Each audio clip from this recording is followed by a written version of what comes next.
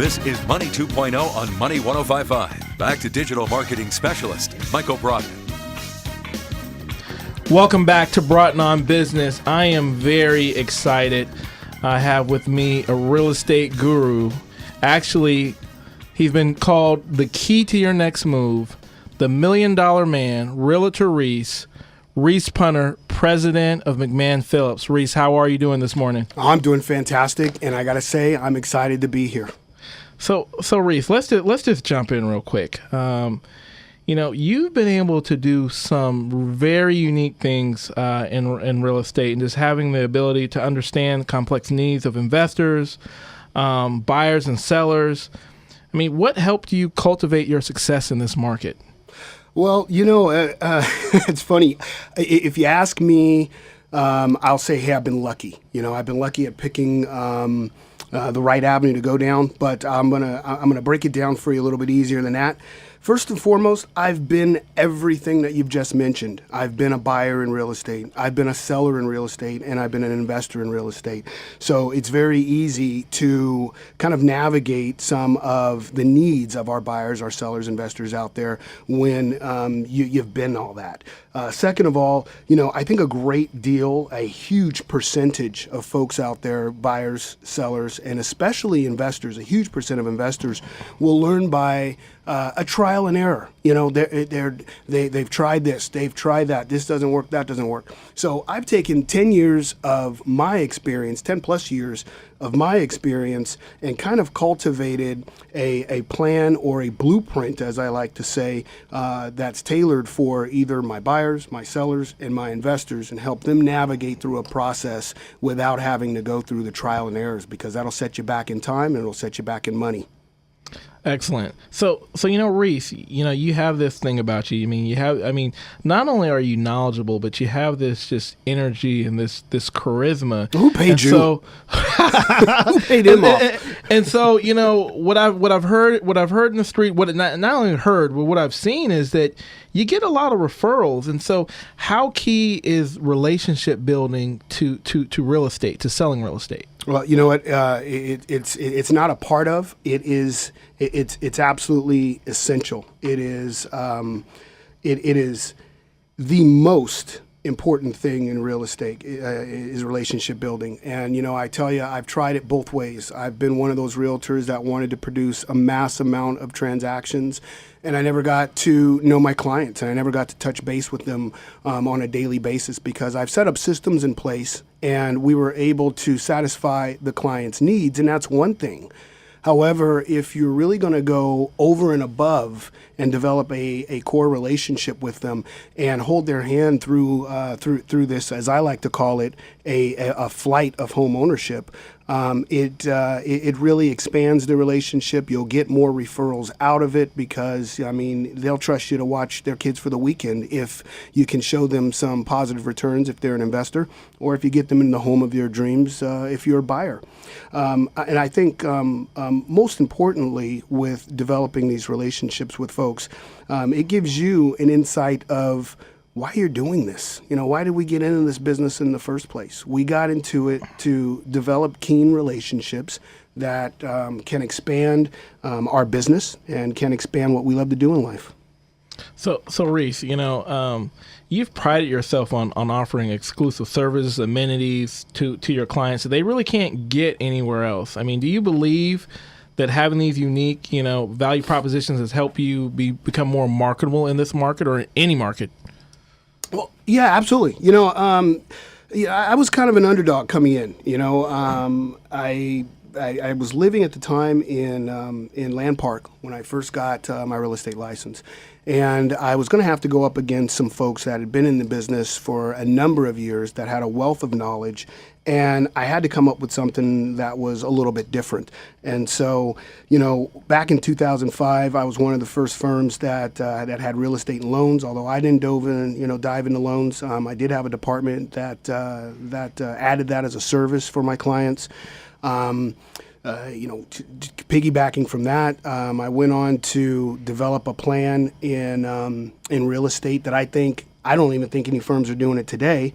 and I'll talk about that a little bit later, that partnered real estate and real estate attorney together that enabled us to serve clients and to provide a service to the clients out there for free.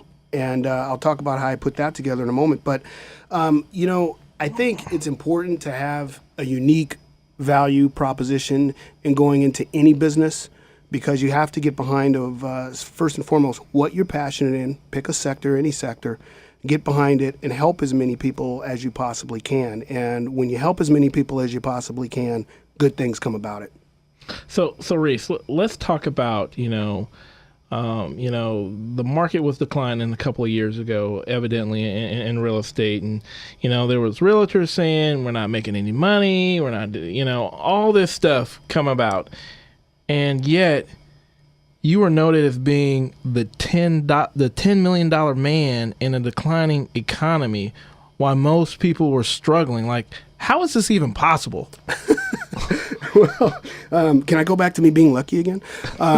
No, you know what? And first, before I answer this, let me say, when I came in here and you guys said I was on the hot seat, I had no idea you were actually going to put me under these floodlights and I'm in the hot seat. I'm over here sweating because he is in the hot seat. He just got me in the hot seat over here. But no, to be honest with you, when I said I put together a plan in real estate to tackle the short sale market, and I'll be honest, I missed the REO boat. I was a little bit arrogant, I was a little naive, and I had just come off a huge success with me launching my first company that I had been bought out of.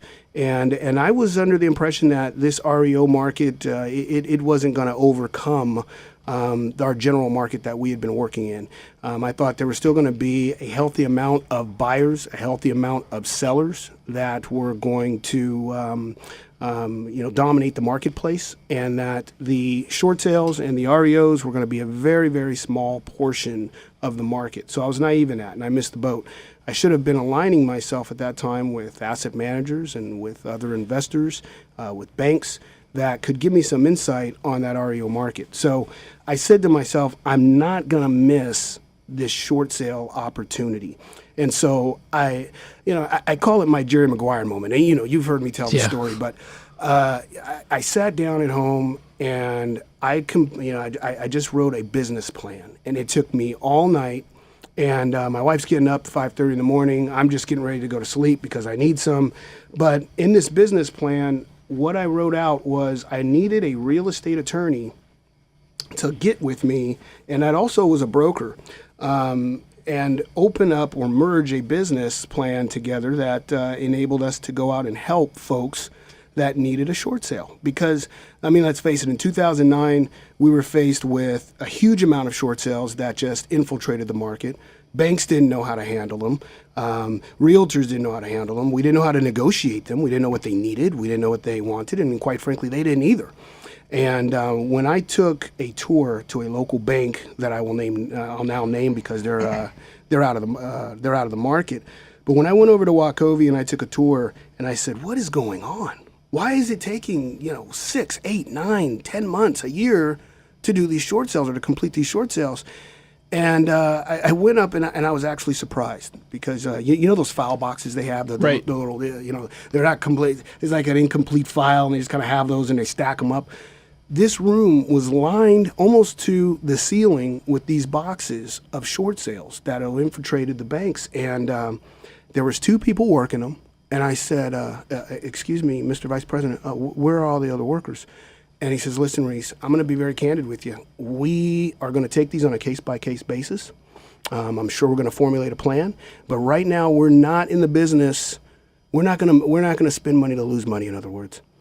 And I thought, wow, someone out there is going to have to take it amongst themselves. And so after being thrown out of a number of real estate attorneys' offices, because, of course, they want their money up front, right?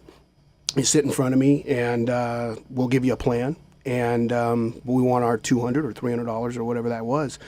And so I finally found an attorney here that was willing to see my vision and align themselves with me, that enabled people to come in for no cost, speak with an attorney, and if they had tax questions, for no cost, speak with a tax consultant.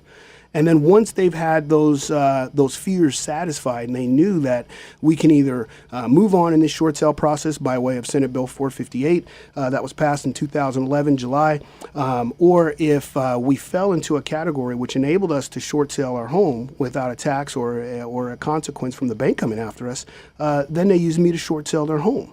And so it was a win-win for the public.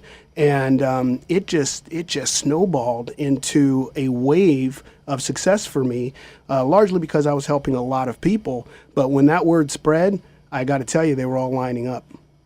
That's amazing. And so, with that said, Reese, you've been here in this region and been doing real estate for a while, but you've been able to work with some notable people here in the region, and even NBA basketball players.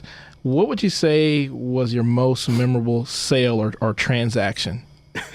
I just recently I've worked with a number of Kings players. I'm happy for that. But I'll tell you, my most memorable, if I'm being honest, was my first. It was back in late 2003, maybe early 2004, and it was a state employee, and she came to me as a buyer. And let's face it, when you're new, I was holding open houses where nobody wanted to hold open houses. My signs were being stolen, all these things. But I had to go out there. I had to door knock. I had to do those things that agents didn't want to do to generate business and to generate income. And so I met a dear lady. She was in her late 50s, maybe early 60s. And she was kind of like a mom figure to me. And as we went around and we were searching for homes, I felt myself at times, being the good son and telling her, no, this isn't for you, or no, we're going to find a place that's a little safer, or what have you. But having her to be in a situation where she was going through a divorce, had been married many, many years, and I got to tell you, I was very honest with her. I said, look, we're going to learn together. I'm going to work hard. But I'll tell you, you're my first transaction. And what that means for you is that I'm not working with anybody else. And finding a home for her and getting her in and getting her settled as my first transaction was my most memorable and the best one. So Reese, as we're coming to a close, I just have a couple more questions that I want to ask you. Since I have you here, I know time is precious. You've worked for a lot of Fortune 500 companies over the years. How did you even get into real estate and being your career? Like, what got you into this? Well, I failed at being a stockbroker, and so it was advertising or real estate. And so, Reese, obviously, being a realtor, you got to spend some marketing dollars. You got to do something in marketing, and everything is going online. And it seems like you've made a huge transition to make sure that you're digital, that people are able to go online and find you. How do you feel that this is going to make an impact? Your online presence is going to make an impact in how you do business today? Well, you know what I've learned, and that's one of those trial and error things, in the last more than a decade that I've been in this business. But when you have the future leaders of America coming to you and telling you, hey, you need to be here, or you need to be there. I'm not going to, fool me once, shame on you, fool me twice, shame on me. I was arrogant and I was naive with the REO market, and I figured, listen, the future leaders of America are telling me I need social media, I need to have a presence online, I need to reach out and touch not only the clients that I've worked in the past and for referrals, but in attributing new business, we have a new age buyer. Their social media knowledge is off the charts. And if I'm not going to be an expert in that, then I'm going to at least have the foresight and the sense going forward to use those tools to help market my business. And I'll tell you, I'm not near where I want to be. However, what I have used so far has increased my business tremendously. Wonderful. And so, Reese, as we close, I want to make sure, how do people get in touch with you? And what do you feel that you want to leave our listeners with today? If you can leave them with one thing. Well, if I can leave them with one thing going, if you're a realtor out there, get involved. Get with Facebook, get with Twitter, get with social media in and of itself. And I'm sure I'm missing a few out. Someone just even told me that that Pinterest was great and explained to me how that could really help my business. And so for buyers, sellers, investors out there, get with a professional. Get with a professional. Don't rely on doing your own research. I know that there's a lot of websites out there. There's a lot of places where you can get your knowledge. However, it's always great to speak to someone that does this every day. So if you're out there, you have questions, buying, selling, investing, give me a call, 916-804-7526, 916-804-7526, or you can go to my website, www.realtorreese.com. I know I don't need to say the www part. See, that's how far it goes for me. I don't even know what I need to say anymore. Awesome. Just go to realtorreese.com. Thank you very much, Realtor Reese, for being here today. We appreciate it. Absolutely. Thank you.